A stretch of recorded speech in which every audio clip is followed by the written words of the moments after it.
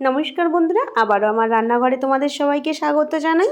তো আজকে নিয়ে এসে দেখো নিহেরে মাছ বা লটিয়া মাছের মাথা আর কিছু লেজা নিয়ে। আমি নিহেরে মাছ কিনেছিলাম বা লটিয়া মাছ কিনেছিলাম, মাঝখানেরগুলো তো আমি রান্না করে নিয়েছিলাম, কিন্তু এই মাথা আর লেজটা তো রান্না করা হয়নি। তাই ভাবলাম নতুন কি একটা রেসিপি বানানো যায়। এই ভাবতে ভাবতে চটপট একটা দারুণ রেসিপি আমার মাথায় আইডিয়া হলো। সেই জন্য এই মাছটা যা ছিল সেটাকে আবার ধুয়ে ভালো করে নুন আর হলুদ মাখিয়ে নিলাম। নিয়ে গরম তেলে ভালো করে তেলটা গরম করে আমি ভেজে নিচ্ছি আগে মাছটাকে। তো এই রেসিপিটা যদি একবার গরম ভাতে তোমরা খাও, লটিয়া মাছের অনেক রেসিপিকে হার মানিয়ে দেবে। তো রেসিপিটা একটু না স্কিপ করে আমাদের পুরোটা ভিডিওয় সঙ্গে থাকো। তো মাছটা দেখো এইভাবে ভেজে নেবে তোমরা।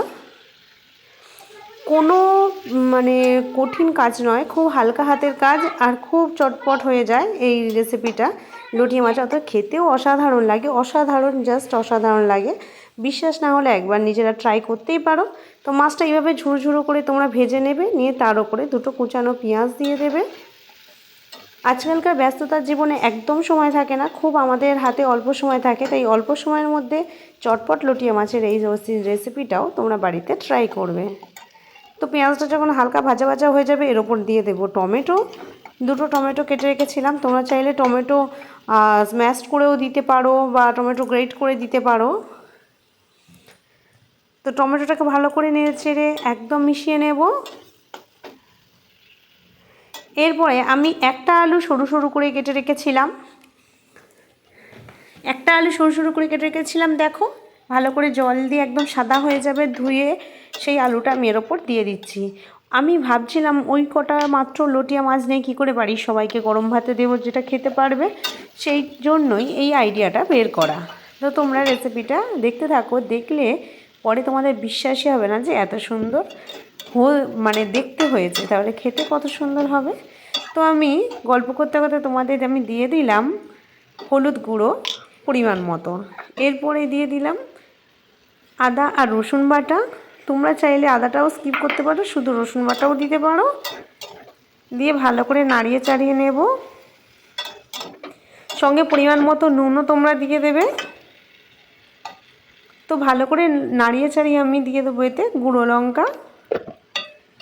একটু ঝাল ঝাল বানাবো, সেই জন্য আমি একটু বেশি গুঁড়ো লঙ্কা দিয়ে দিলাম। এরপর আরও ভালো করে নেড়ে চেড়ে কষে নেব।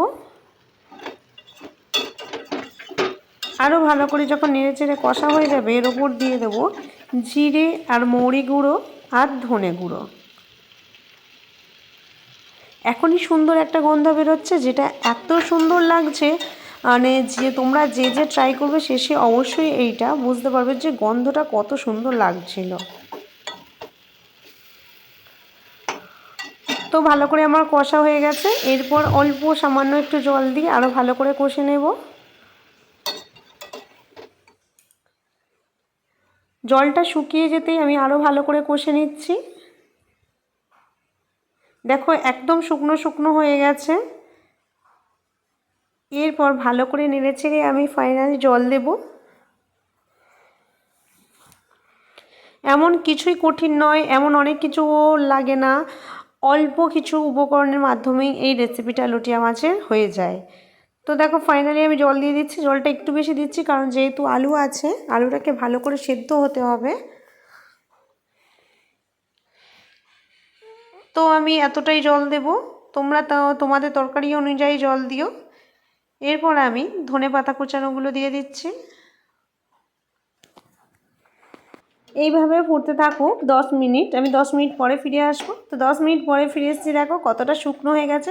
কিন্তু এইভাবেও নামাবো না, আমি আরেকটু শুকনো করব, আরও ভালো করে এটাকে মানে ঘেটে দেব। ভালো করে লক্ষ্য করো যে কিভাবে আমি নাড়াচাড়া করি। এরপর আমি দিয়ে দিচ্ছি হালকা গরম মশলা, দিয়ে ভালো করে আমি নাড়াচাড়া করছি যাতে একদম শুকনো শুকনো হয়ে যায়। কেউ দেখে বুঝতেই পারবে না এটা কি মাছের তৈরি, কি দিয়ে তৈরি, এত সুন্দর টেস্ট খেতে হয়। তো দেখো এইভাবে একদম শুকনো করে নিয়েছি। সম্পূর্ণ আলুগুলো কি অবস্থায় ছিল, এখন দেখো পুরো গলে গিয়ে কী অবস্থায়, কত সুন্দর একটা মানে তৈরি হয়েছে তরকারিটা। তো আমার ফাইনালি রেসিপি কমপ্লিট। এবার আমি নামিয়ে নিলাম। তো দেখো আমার ফাইনালি লটিয়া মাছের রেসিপিটা কত সুন্দর দেখতে হয়েছে, গন্ধটাও খুব সুন্দর বেরোচ্ছে। প্লিজ তোমরা বাড়িতে ট্রাই করে আমাকে জানাবে। তো আজকে ভিডিও এই পর্যন্তই, আবার দেখা হচ্ছে অন্য রেসিপির অন্য ভিডিওতে।